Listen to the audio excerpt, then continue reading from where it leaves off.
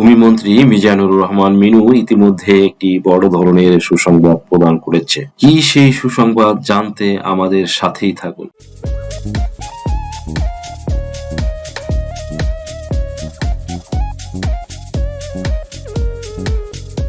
সুপ্রিয় দর্শক মণ্ডলী, আসসালামু আলাইকুম। দেশে এবং দেশের বাহিরে যে যেখান থেকে শুনছেন, আশা করি ভালো আছেন, সুস্থ আছেন, নিরাপদে আছেন। আমি advocate Mohammad Belayet Hossain, Bangladesh supreme court legal নলেজে আপনাদের সবাইকে জানাই সুস্বাগতম। ভিউয়ার্স, দারুণ খবর, জনস্বার্থে একটি গুরুত্বপূর্ণ সিদ্ধান্ত নেওয়া হয়েছে। ভূমিমন্ত্রী মিজানুর রহমান মিনু এর কঠোর নির্দেশ, দীর্ঘদিনের বিতর্কিত জমি হস্তান্তর ব্যবস্থা বাতিল করা হয়েছে। এই সিদ্ধান্তের ফলে সাধারণ মানুষ জমি সংক্রান্ত জটিলতা, দালাল চক্রের হয়রানি এবং অস্বচ্ছ প্রক্রিয়ার ভোগান্তি থেকে অনেকটাই মুক্তি পাবে। ভূমি সংক্রান্ত সেবা যেন হয় সহজ, স্বচ্ছ ও জনবান্ধব, এই লক্ষ্যেই নেওয়া হয়েছে এই উদ্যোগ। বিশেষজ্ঞরা মনে করছেন এর মাধ্যমে ভূমি ব্যবস্থাপনায় শৃঙ্খলা ফিরবে এবং দুর্নীতির সুযোগ কমে আসবে। সবচেয়ে বেশি উপকৃত হবেন গ্রামের সাধারণ কৃষক ও প্রান্তিক মানুষ, যারা এতদিন নানা জটিলতায় ন্যায্য অধিকার থেকে বঞ্চিত হতেন। সরকারের এই পদক্ষেপ ভূমি প্রশাসনে একটি মানবিক ও সময়োপযোগী পরিবর্তনের ইঙ্গিত দিচ্ছে, যেখানে নাগরিকের স্বার্থই হবে প্রধান বিবেচ্য বিষয়। নামজারি এমন একটি জটিল বিষয় বাংলাদেশের প্রেক্ষাপটে, যেখানে একজন ভূমি মালিক জমি ক্রয় করার পরে তাকে ওই জমি নামজারি করতে যে বড় ধরনের সমস্যার ভিতরে পড়তে হয়, যার কারণে অনেক সময় দেখা যায় যে ভূমি মালিকেরা তারা নামজারি করতেই চায় না। এছাড়া তারা এই জটিলতায় পড়তে হবে বিধায় তাদের থেকে বেশি টাকা হাতিয়ে নেওয়া হবে বলে তারা নামজারি করে জমিটাও তারা ঝুঁকির ভিতর থেকে রক্ষা না করে বরং ঝুঁকিতে রেখে দেয়। নামজারি না করলে ক্রয় সূত্রে যে ব্যক্তি জমির মালিকানা লাভ করছে, তিনি যে সঠিকভাবে জমির মালিক হতে পারবেন না, এই বিষয়টি কিন্তু একজন ভূমি মালিক জানার পরেও তিনি নামজারি করতে ভয় পান, মূলত তার থেকে এই যে বাড়তি টাকা নেওয়া হবে এই ভেবে। অনেক সময় দেখা যায় কোনো অঞ্চলে সরকার নির্ধারিত যে ফিস 1170 টাকা, তার থেকে কয়েক গুণ বেশি পরিমাণ টাকা নেওয়া হয় নামজারি করার জন্য। সে ফর এক্সাম্পল 10,000, 15,000, 20,000, 30,000। তো এগুলো একটা সাধারণ বিষয়ে পরিণত হয়েছে। তো এই সমস্ত ভূমিদস্যু যারা নামজারি করার ক্ষেত্রে কর্মকর্তা হিসেবে, কর্মচারী হিসেবে এই দস্যুতা সৃষ্টি করার মধ্য দিয়ে ভূমি মালিকদেরকে জিম্মি করে এতদিন বিপুল পরিমাণে টাকা পয়সা হাতিয়ে নিয়ে টাকার কুমির বনে গিয়েছিল, তাদের বিরুদ্ধে ইতিমধ্যে ভূমিমন্ত্রী ক্ষমতায় বসার পরপরই পদক্ষেপ নেওয়া শুরু করেছে এবং নতুন করে কেউ আর নামজারির ক্ষেত্রে সিন্ডিকেট গড়ে এমন বিপুল পরিমাণে টাকা ভূমি মালিকের কাছ থেকে ছিনিয়ে নিতে পারবে না। সেই জন্য এক ব্যাপক পরিবর্তন নিয়ে আসা হলো নামজারি সংক্রান্ত বিষয়ে। সাধারণত নামজারি করতে হবে কেন? একজন ভূমি মালিক যদি জমির মালিক হতে চান তাহলে অবশ্যই তার নামজারি ম্যান্ডেটরি, এই জন্যই জমি নামজারি করতে হবে। আর তিনি যদি নামজারি না করেন তাহলে সরকারের যে রেকর্ড বই, সেই সরকারি রেকর্ড বইতে পুরাতন মালিকের নামেই থেকে যাবে। এই জন্য নামজারি করার মাধ্যমে পুরাতন মালিকের নাম পরিবর্তন করে সেখানে নতুন মালিক হিসেবে যে ব্যক্তি বর্তমানে জমি ক্রয় করছে তার নাম অন্তর্ভুক্ত যে করার যে প্রসিডিউর, এটা সম্পূর্ণ প্রক্রিয়াটিকে কিন্তু নামজারি বলা হয়। যদি কোনো ব্যক্তি নামজারি করে তাহলে এখানে সরকারও কিন্তু রাজস্ব পায়, লাভবান হয়। আর নামজারি করলে ওই ব্যক্তি নামজারি করার ক্ষেত্রে বা নামজারি করার পর যে প্রতি বছর খাজনা প্রদান করত, এই খাজনা ওই ব্যক্তি প্রদান করতে পারে না। আর এজন্য সরকার যেমন বঞ্চিত হয়, ঠিক তেমনি ভাবে উক্ত ভূমি মালিকও সমস্যার ভিতরে থাকে। দ্যাট মিনস বিশেষ প্রয়োজনীয় ক্ষেত্রে তার হয়তো জমিটা বিক্রয় করা দরকার, তিনি কিন্তু চাইলেই তার জমিটা বিক্রয় করতে পারবেন না, কেননা তাহার তো খাজনা পরিশোধ নেই। খাজনা পরিশোধ না হলে কখনো জমি বিক্রয় করা যাবে না বা জমি রেজিস্ট্রি করা যাবে না। সো ভূমি মালিকরা যেন এই ধরনের সমস্যার মধ্যে আর না পড়ে, তাদের জন্য এই ধরনের প্রবলেমগুলো ফেস করতে না হয়। শুধু তাই নয়, ভূমি মালিকগুলো সাবলীল ভাবে, তারা যেমন ফ্লেক্সিবল ভাবে এবং কোনো ধরনের ঝুঁকির মধ্যে না পড়ে তারা নামজারি করে নিতে পারে সরকার নির্ধারিত যে ফিস আসে সেই ফিস প্রদান করেই। এই জন্য বর্তমান ভূমিমন্ত্রী নামজারির ক্ষেত্রে এক বড় ধরনের পরিবর্তন নিয়ে এসেছে। 3টি বড় পরিবর্তন নিয়ে আসা হয়েছে। এই 3টি পরিবর্তনের মাধ্যমে এখন নামজারি করতে পারবেন কোনো ধরনের ঘুষ ছাড়াই। দ্যাট মিনস ঘুষ প্রদান ছাড়াই আপনি ঘুষমুক্ত, দুর্নীতি মুক্তভাবে আপনি নামজারি করতে পারবেন। নামজারি করার ক্ষেত্রে আপনার যে বাড়তি টাকাটা দিতে হতো, সেটা তো দেওয়াই লাগবে না। পাশাপাশি আপনি নিজে থেকেই নামজারি করতে পারবেন। আমরা পূর্বে দেখেছি কোনো একজন ভূমি মালিক তিনি নিজে কিন্তু নামজারি করতে পারেনি, বা তিনি নিজে নামজারি করতে গেলে তাকে পদে পদে হয়রানিতে পড়তে হয়। তার কিন্তু এখন এই সমস্যাটা থাকবে না, তিনি এককভাবে নামজারি করতে পারবেন। এজন্য এমন একটি পদক্ষেপ নিল বর্তমান ভূমিমন্ত্রী জনাব মিজানুর রহমান মিনু, যেটা সময় উপযোগী একটা পদক্ষেপ।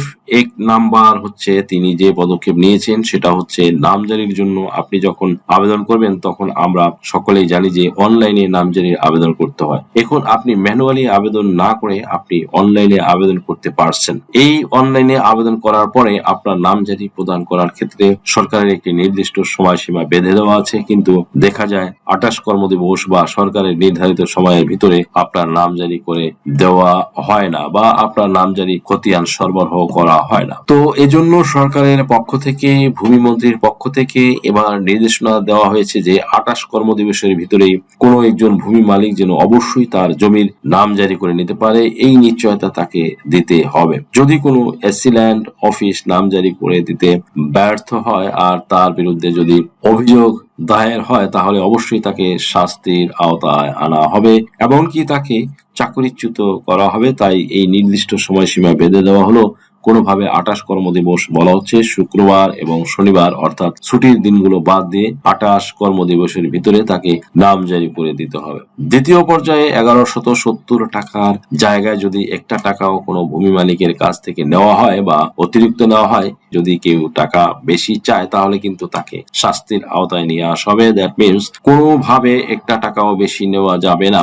যদি কোনো ভূমি মালিক বলে যে আমার থেকে এই টাকাটা নেওয়া হয়েছে, তাহলে উক্ত ভূমি মালিক যদি প্রমাণ দেখাতে পারে যে তার থেকে সত্যি সত্যি এই টাকাটা বেশি নেওয়া হয়েছে, তাহলে কিন্তু উক্ত এসসি ল্যান্ড বা ভূমি অফিসের দায়িত্বশীল কর্মকর্তাকে শাস্তির মুখে পড়তে হবে। তাই খুব সাবধান হতে হবে, বি কেয়ারফুল। এখন কোনোভাবেই বেশি টাকা দিয়ে আপনি নামজারি করার চেষ্টা করলে আপনি নিজেও যেমন দায়ী হবেন, আর যদি কেউ বেশি টাকা দিয়ে আপনার নামজারি করে দেওয়ার কথা বলে বা প্রতিশ্রুতি দেয় তাহলে সে নিজেও দায়ী হবে। দ্যাট মিনস শুধুমাত্র ভূমি কর্মকর্তা দায়ী হবে তা নয়, আপনি নিজেও দায়ী হবেন। অর্থাৎ এখানে শুধুমাত্র ভূমি কর্মকর্তা দায়ী হবে তা নয়, আপনি যদি নিজে বেশি টাকা অফার করেন যে আমি এই পরিমাণ টাকা দিচ্ছি, আমার নামজারিটা করে দেওয়া হোক, তাহলে এখানে কিন্তু আপনি নিজেও দোষী হবেন।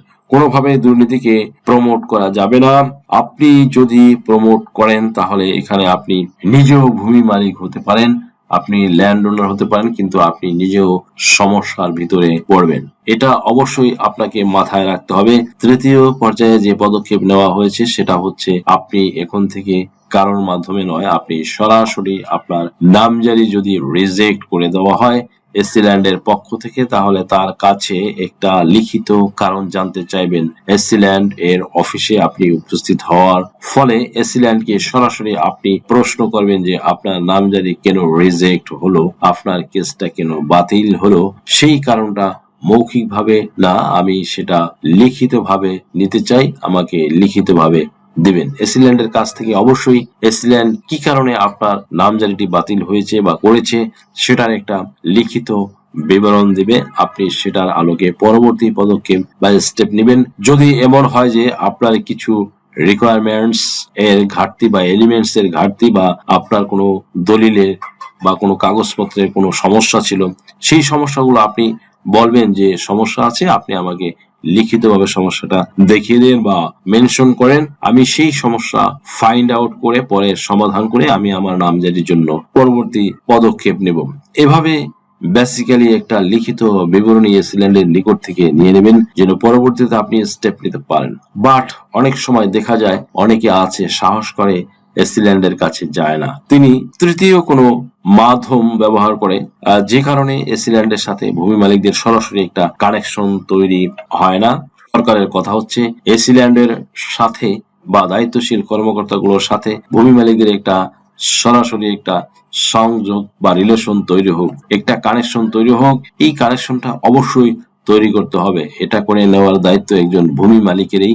কোনোভাবে কোনো ভূমি মালিক যেন নিজে তৃতীয় কোনো মাধ্যম বা থার্ড পার্টি বা মিডিয়া ব্যবহার না করে আপনার কোনো প্রয়োজন আপনি খাজনা দিবেন, খাজনা দেওয়ার ক্ষেত্রে আপনি সরাসরি নায়েব অফিসে চলে যাবেন। কিভাবে দিতে হবে, কোন প্রসেসে দিতে হবে, আপনি নিজে কথা বলবেন তার সাথে, তাহলে আপনি তার সাথে একটা রিলেশন বিল্ড আপ করতে পারবেন। আপনার নামজারি নিয়ে সমস্যা হচ্ছে, আপনি সরাসরি এসি ল্যান্ড অফিসে চলে যাবেন।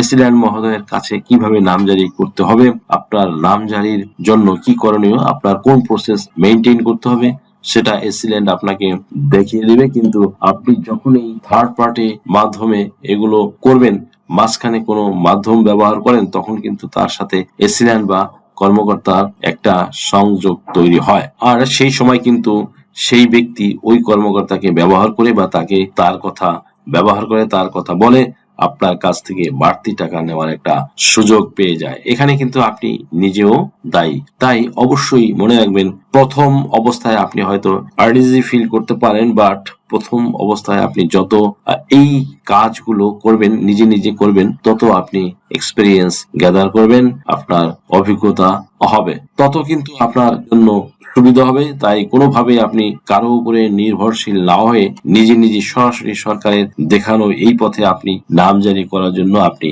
খাজনা দেওয়ার জন্য প্রসেস গ্রহণ করবেন। তাহলে আপনি দুর্নীতি ও ঘুষবিহীন আপনার জমি আপনি যেমন নামজারি করে নিতে পারবেন, মিউটেশন বা খারিজ করে নিতে পারবেন, ঠিক তেমনি ভাবে অ্যাজ ওয়েল অ্যাজ আপনি সঠিক টাকা মেইনটেইন করে আপনার জমিতে যে খাজনা আসছে, সেই অ্যাকুরেট খাজনা, আপনার জমিতে যে খাজনা আসছে সেই খাজনা পরিশোধ করতে পারবেন।